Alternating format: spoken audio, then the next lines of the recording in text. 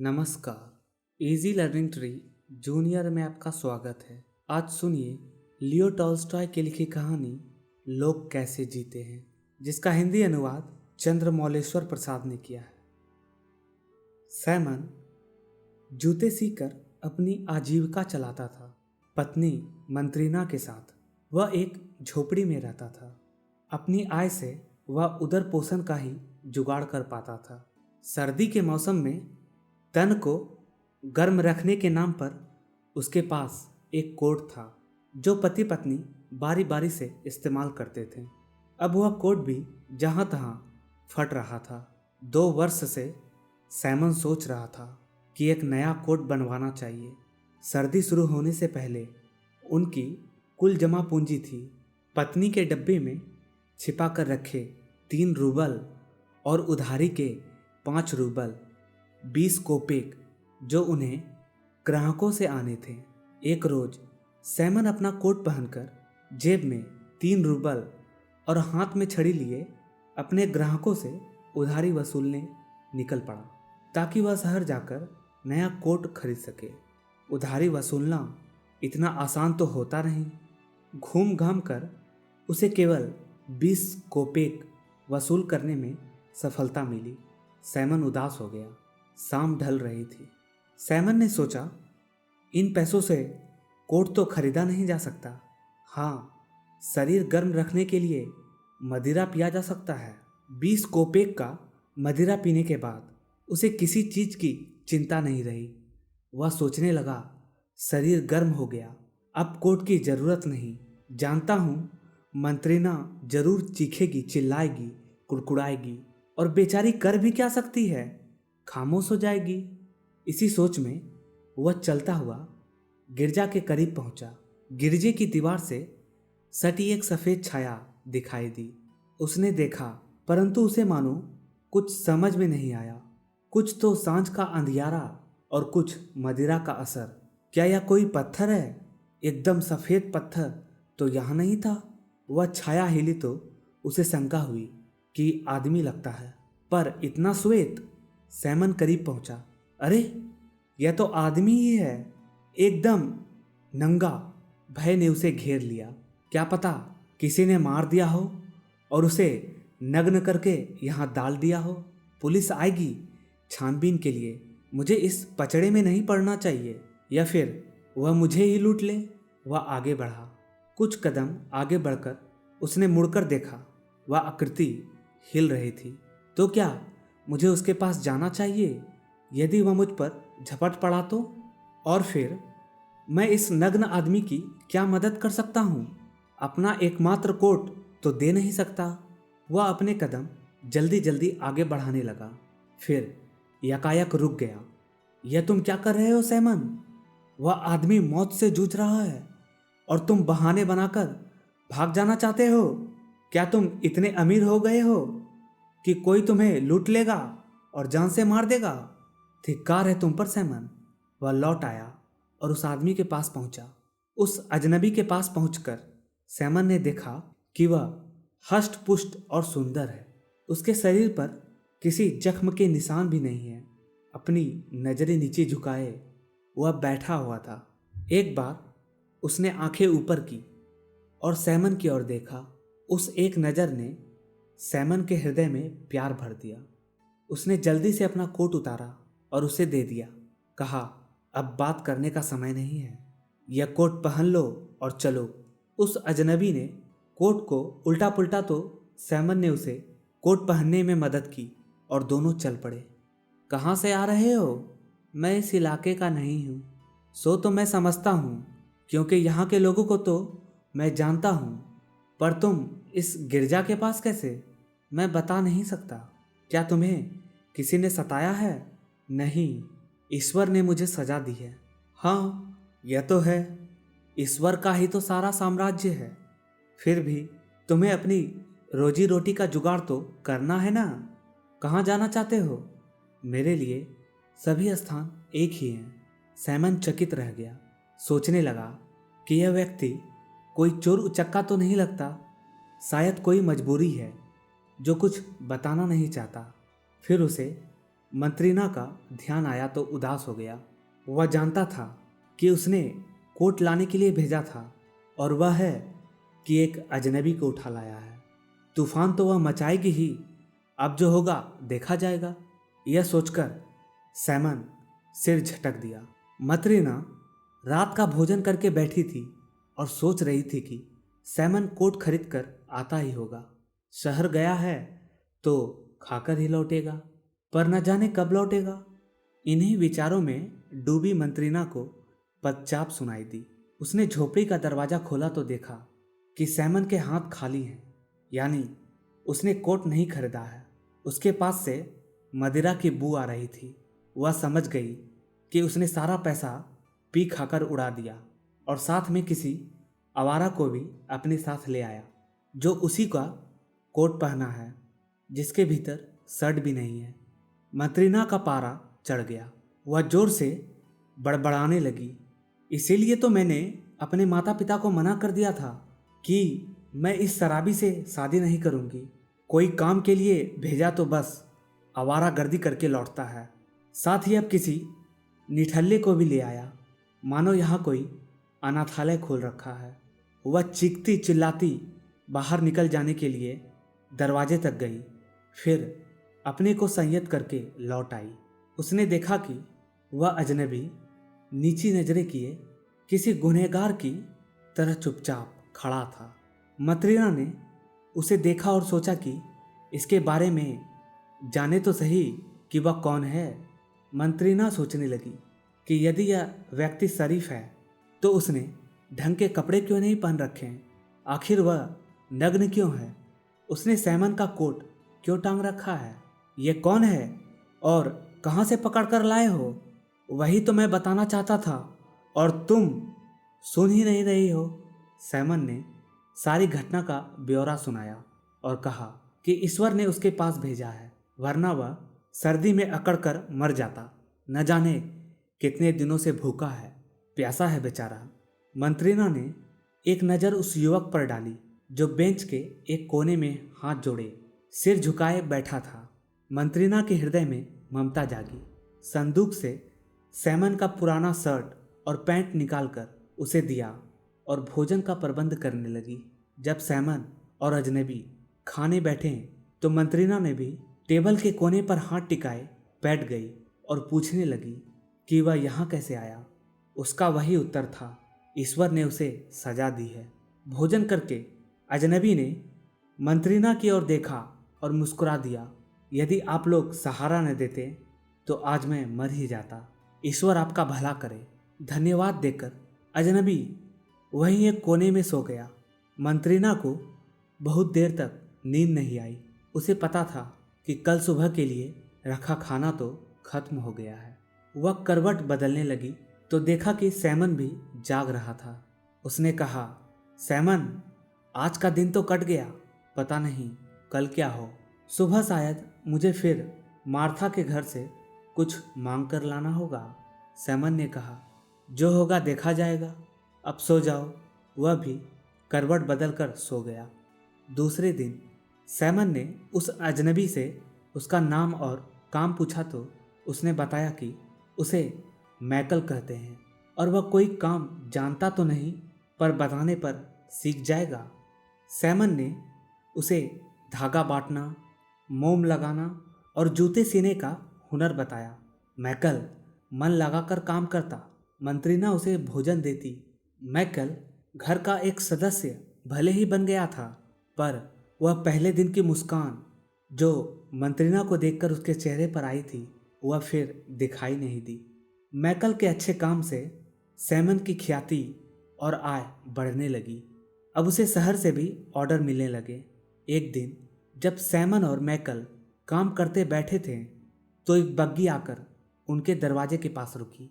एक रौबदार व्यक्ति उसमें से उतरा और एक महंगा चमड़ा सैमन की तरफ फेंकते हुए आदेश दिया कि इसके बूट बनाना होगा। इतना महंगा चमड़ा देखकर सैमन घबरा गया। उस रौबदार व्यक्तित्व के आगे जैसे कांपने लगा। उसके मन में यह विचार आ रहा था कि कहीं जूते ठीक न बन पाए तो उस चमड़े का मूल्य चुकाने में उसका जीवन ही बीत जाएगा। उसने मैकल की ओर देखा। मैकल के इशारे पर उसने बूट बनाना स्वीकार किया। सैमन पैर का नाप ले रहा था। उसके हाथ कांप रहे थे और वह रौबदार व्यक्ति कह रहा था कि नाप में थोड़ी भी गलती हुई तो उसे खामियाजा भुगतना पड़ेगा। यकायक उस आगंतुक ने देखा कि मैकल उसे पीछे की दीवार की ओर देखकर मुस्कुरा रहा था, तो उसने गुस्से में पूछा, क्यों हंस रहे हो? कौन है यह जो ये भी नहीं जानता कि बड़ों के आगे कैसे बर्ताव करना चाहिए? यह मेरा काम वाला है हुजूर। बेवकूफ़ कहीं का।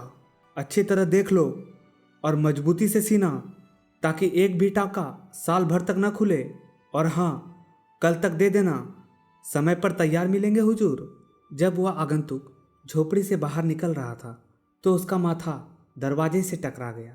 वह झुकना भूल गया था। उसके जाने के बाद सैमन ने कहा, क्या रौबीला आदमी था। कितनी तंदुरुस्ती कि उतनी जोर के मार पर भी उसके माथा नहीं रगड़ा। मंत्रिना ने हाँ में हाँ मिलाते हुए कहा, अच्छा खाता पीता आदमी है, इतना मजबूत तो होगा ही। एकदम पत्थर की माफिक कि मौत भी उसे छू नहीं सकती। काम लेने को तो ले लिया था, पर सैमन को डर था कि अपनी आयु के कारण वह ठीक तरह से सी नहीं पाएगा। उसने मैकल से कहा कि यह काम उसी के कहने पर लिया गया है, तो अब उसे ही यह काम करना होगा। मैकल ने यह जिम्मेदारी अपने ऊपर ले ली। जब वह चमड़े काटने या सीने लगता तो सैमन उसकी कारीगरी पर मुग्ध होता, पर उसकी समझ में नहीं आ रहा था कि वह बूट के लिए चप्पल की तरह चमड़े को क्यों काट रहा था। फिर यह सोचकर कि शायद नया कुछ कर रहा है, उसके काम में हस्तक्षेप नहीं करता। जैसे ही उसने अपना काम पूरा किया तो सैमन ने कहा, यह क्या? उसने तो बूट बनाने को कहा था और तुमने चप्पल सी दिया। इतने में एक बग्गी रुकी और गाड़ीवान ने आकर कहा, हमारी मालकिन ने हमें भेजा है। वो चाहती है कि हमारे मालिक ने जो चमड़ा दिया था उसके बूट नहीं चप्पल बनाए। मालिक अब नहीं रहे, इसलिए उनके सबको चप्पल पहनाए जाएंगे। मैकल ने तैयार चप्पल उस गाड़ीवान के हवाले कर दिए। मैकल को सैमन के पास रहते 6 वर्ष हो गए। आय की वृद्धि के साथ वह झोपड़ी जिसमें उसने कदम रखा था अब घर में बदल गया था। कमरे की एक खिड़की के सामने सैमन काम कर रहा था और दूसरी खिड़की के प्रकाश में मैकल। इतने में बाहर खेलते एक बच्चे ने आकर मैकल से कहा, वो देखो अंकल, एक महिला 2 सुंदर लड़कियों को साथ लिए आ रही है। वैसे तो मैकल हमेशा अपने ही काम में मगन रहता, न हंसता और न बोलता, परंतु इस बार उसने कौतूहल से बाहर झांक कर देखा। मैकल के इस आचरण से सैमन को आश्चर्य हुआ। मैकल तो हमेशा अपने काम से काम रखता था। उसे अपने इर्द गिर्द चल रही गतिविधियों से कोई सरोकार नहीं होता था। एक महिला 2 सुंदर जुड़वा लड़कियों का हाथ पकड़े उसी ओर आ रही थी। दोनों लड़कियां एक जैसी थी। अंतर था तो केवल इतना कि एक लड़की लंगड़ा कर चल रही थी। वह महिला कमरे में आई और कुर्सी पर बैठ गई। कुछ दम लेकर उसने बताया कि वह इन लड़कियों के जूते बनवाना चाहती है। फिर उसने लंगड़ी लड़की को प्यार से गोद में बिठा लिया। सैमन ने देखा कि मैकल एकटक उन लड़कियों को देख रहा था और चेहरे पर हल्की सी मुस्कान दौड़ गई थी। यद्यपि ये लड़कियां सुंदर थी, पर मैकल का इस प्रकार देखकर मुस्कुराना सैमन को कुछ असामान्य लग रहा था। सैमन ने लड़की के पैर का नाप लेते हुए पूछा कि इतनी सुंदर लड़की लंगड़ी कैसे हुई। उस महिला ने बताया कि उसे भी नहीं मालूम, क्योंकि वह तो उसकी माँ नहीं है। हाँ, अपनी छाती का दूध पिलाकर इन्हें पाला पोसा है। उस महिला ने अपनी कहानी सुनाई। 6 बरस हुए इनके माँ बाप का देहांत हो गया था। बाप तो बच्चा पैदा होने से पहले ही मर गया। पीछे उसके दुख और आर्थिक परिस्थितियों में 3 माह बाद इन बच्चों को जन्म देकर माँ भी मर गई थी। बेचारे दूध पीते बच्चे अनाथ हो गए। तो गाँव वालों ने यह निर्णय लिया कि मेरी छाती में दूध है तो इन बच्चों का पालन पोषण मैं करूं। जब ये थोड़े बड़े हो जाएं तो आगे की सोचा जाएगा। मैंने अपने बेटे के साथ साथ इन बच्चों को भी अपनी छाती का दूध पिलाया। मेरा बेटा तो 2 बरस का होकर मर गया और ये लड़कियां मेरे जीने का सहारा बन गई। इसको पालने में मुझे कोई आर्थिक संकट भी नहीं था। अपनी कहानी सुनाते सुनाते वह रो पड़ी।